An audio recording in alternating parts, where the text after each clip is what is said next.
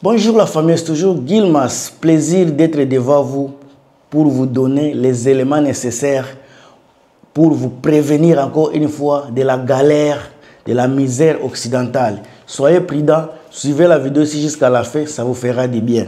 Alors, avec un salaire de 4 000 $ ici au Canada, je sais qu'il y a des fois, les gens touchent un salaire pareil. Beaucoup de gens, si vous avez par exemple un salaire de 25 $, vous allez atteindre facilement 4 000 $ par mois. Mais quand on va vous soutirer les impôts, les impôts varient de 25 à 30%.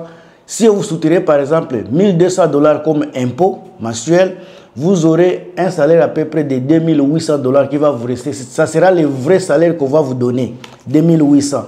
Donc les salaires que vous allez recevoir, après les 2 semaines, vous aurez à peu près 1 400 $ toutes les 2 semaines. Donc mensuel, c'est 2 800 après les taxes.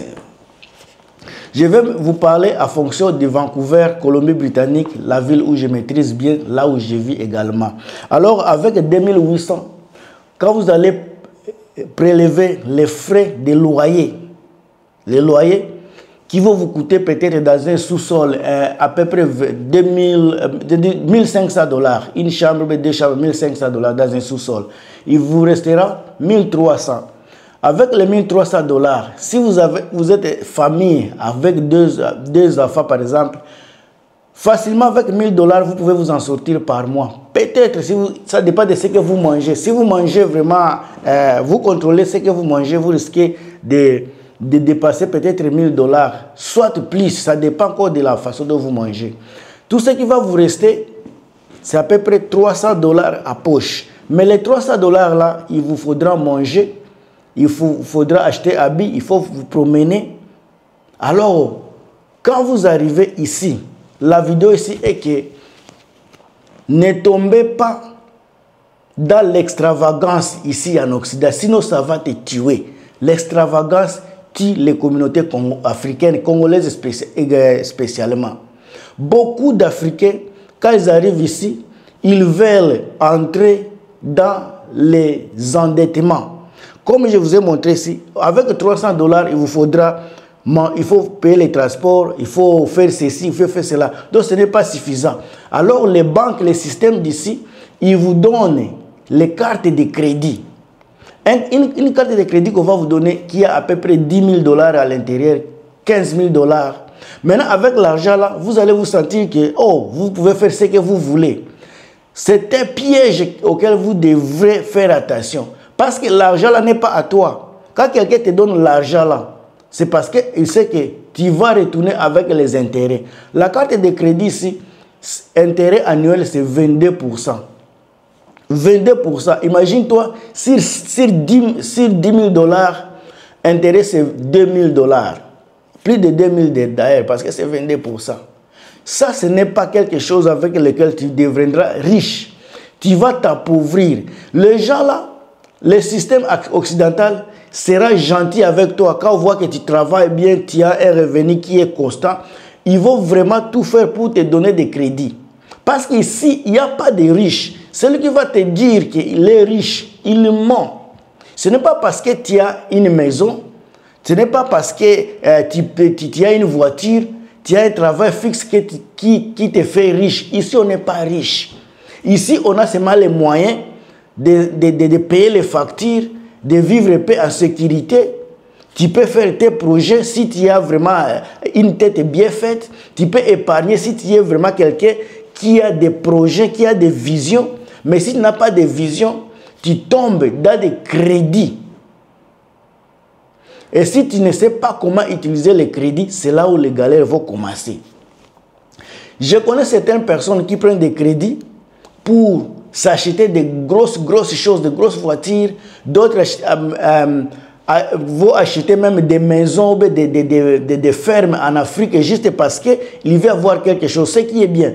Mais regardez, si le 1 000 $ par exemple va te dire, tu payes juste le paiement minimum c'est 25 $ par mois.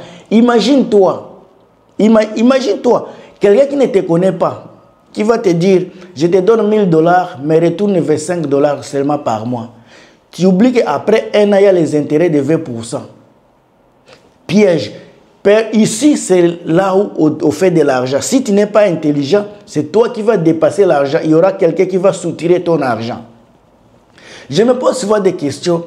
Quand nous, là, Africains, je sais qu'on aime l'Afrique. On veut vraiment aller vivre en Afrique. Qui vous a dit que c'est tout le monde qui est capable de retourner en Afrique pour faire les champs? Qui vous a dit que tout le monde est un entrepreneur? Il y a les gens qui sont nés entrepreneurs et d'autres qui ne sont pas. Il y a les gens, ils vont acheter une ferme en Afrique. Maintenant, pendant qu'il est ici, il fait les enfants. Les enfants sont nés ici au Canada, en Occident. Ils grandissent ici, ils n'ont pas de relation en Afrique. Mais tu prends l'argent et des crédits, tu veux construire en Afrique. Toi-même encore ici, tu n'es même pas sûr que tu vas retourner en Afrique. Tu sais que tu vas retourner en Afrique, mais tu ne sais pas quand. Pourquoi ne pas investir l'argent là ici en Occident? Tu investis, les jours où tu veux retourner, c'est maintenant que tu vas prendre l'argent là pour retourner. Dès que tu vois que c'est vrai que tu vas retourner. Parce que beaucoup de gens ici en Occident pensent qu'ils vont retourner. Mais en réalité, il y a beaucoup de cadavres qu'on enterre ici. Beaucoup de gens qu'on enterre ici chaque jour. Mais ces gens-là ont quand même investi en Afrique. Mais après avoir investi, ces gens-là vont mourir. Ces investissements vont rester à des personnes qui n'ont rien à faire avec la vie de la famille, de ces enfants. Ces enfants-là ne retourneront pas en Afrique à cause de ces investissements, à cause de cette terre-là où est la ferme. Ces enfants-là, ils sont nés, grandis ici, étudiés ici, ils ont les amis ici, leur fondation est ici en Occident. Mais comme vous avez votre vision de retourner, vous prenez l'argent qui devrait être l'investissement pour vos enfants. Vous mettez ça dans un pays où les enfants ne peuvent même pas peut-être partir un jour. Nos parents, des fois, nos Africains parents ne réfléchissent pas à long terme. Si tu penses que tu vas retourner en Afrique, pourquoi ne pas investir l'argent ici en Occident? Le jour où tu seras sûr que tu vas retourner, tu prends l'argent là, tu retournes en Afrique. Il y a les gens qui vont me dire que non, il n'est jamais trop tard, puisque l'argent que tu as investi ici, ça va grandir également. Même si l'économie évolue, l'inflation monte, ton argent, ça prend des valeurs si tu l'as vraiment bien investi. Moi, j'ai toujours donné les gens les idées de bien s'établir ici en Occident. Je pense que d'abord, quand tu arrives ici, établis-toi. Vis avec le minimum. Avec les 4 000 $ que je vous ai montré, ce n'est pas ce n'est pas une somme, c'est vraiment une petite somme. Vous avez vu, c'est parti juste comme ça. Mais si vous êtes à deux, tu as ta femme qui est ton aide. Je n'ai pas dit que ta femme doit travailler parce qu'elle doit travailler. Quand toi, tu as choisi une femme, c'est parce que tu savais que tu es capable de la soutenir, de la supporter. Tu es capable également d'avoir des visions que ta femme-là va supporter, va soutenir. Si tu n'as pas de vision, ne cherche pas une femme. Si tu n'as pas de projet, ne cherche pas les femmes. Je n'ai pas dit ça. Moi, je parle à des personnes qui ont des visions, qui ont des projets. Si tu as une femme qui va t'aider à travailler, qui va donner quelque chose dans la maison, ça va faire croître votre économie dans la maison et vous aurez de la facilité à économiser, à épargner et à investir là où vous voulez. Vous voyez. Mais aujourd'hui, là, il y a les hommes qui ne réfléchissent pas que pour les habits. Pour eux, leur vie est, ils doivent s'habiller à Gucci, ils doivent porter des chaussures Croco, ils doivent... Je ne comprends pas. Même moi ici, je suis insulté par les gens. Ils disent que toi, tu es au Canada, tu ne t'habilles pas bien. Il y a des fois, je me pose la question. Est-ce que moi, je suis venu au Canada pour m'habiller? Est-ce que moi, j'ai quitté l'Afrique pour venir chercher habits ici? C'est ça la question également que les Congolais, les Africains devraient avoir en tête. On n'est pas venu pour s'habiller. On n'est pas venu pour meubler nos maisons. On n'est pas venu pour s'endetter. On est venu pour travailler. On est venu pour s'investir. On est venu pour se chercher. On est venu pour ça. Et non pour des raisons, des motifs qui n'ont pas de sens dans nos vies. Tu as quitté l'Afrique où tu galérais. Tu ne savais même pas si tu auras la nourriture de demain. Il fallait la cotisation scolaire. Tous les membres de la famille devraient cotiser pour que tu puisses aller à l'école. Mais aujourd'hui, tu as de la chance, tu es déjà ici. Qu'est-ce que tu fais avec les opportunités que tu as ici au Canada? Qu'est-ce que tu fais avec les opportunités qu'on t'a données en Occident? Il y a les écoles, il y a les entrepreneuriats, il y a beaucoup de formations.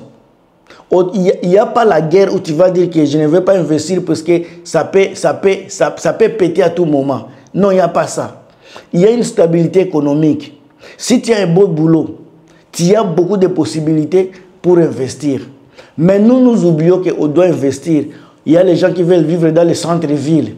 Une maison, une chambre de l'appartement qui va te coûter 3 000 $. C'est là où tu veux aller vivre. Pendant que si tu vivais dans une maison dans les banlieues de 1 000 $, tu pourras sauver les 2 000 $ là et faire beaucoup de choses dans l'avenir. Mais nous, on veut juste les TV. On m'a vu, je vis au centre-ville. Quand je prends des photos, il faut que les gens sachent que moi, je suis vraiment dans le centre-ville de Vancouver. Mais avec ça, ça va t'amener où? Avec ça, qui s'en fout de toi-même? Il n'y a personne qui te calcule. Fais ce qui pourra t'aider demain. Aujourd'hui, tu es déjà vieux, tu as grandi. Peut-être ta famille, on n'a rien laissé comme héritage. Mais toi, tu as de l'opportunité, tu as de la chance à léguer quelque chose à tes enfants. Tu veux rater également cela, tu veux louper cela parce que tu veux te faire montrer aux gens que toi, tu vis à Paris. Mais en réalité, c'est toi qui vas détruire ta progéniture. Ce n'est pas les gens qui vont te regarder, mais c'est toi-même là. Je vais arrêter la vidéo ici. Je pense que je fais passer les messages. Abonne-toi, commente si tu as des commentaires. Mettez les j'aime si tu as aimé les contenus. On se revoit à très bientôt dans une autre pièce. Portez-vous bien. Bye.